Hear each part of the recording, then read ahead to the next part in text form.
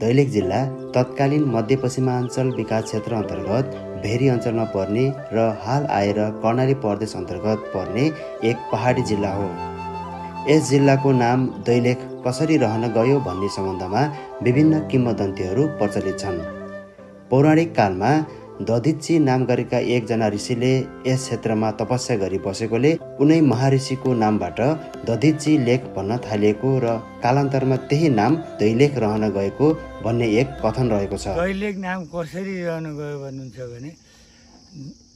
दधिची ऋषिले तपस्या गर्ने स्थान एउटा यसको महत्त्व र दही दुध प्रशस्त पाउने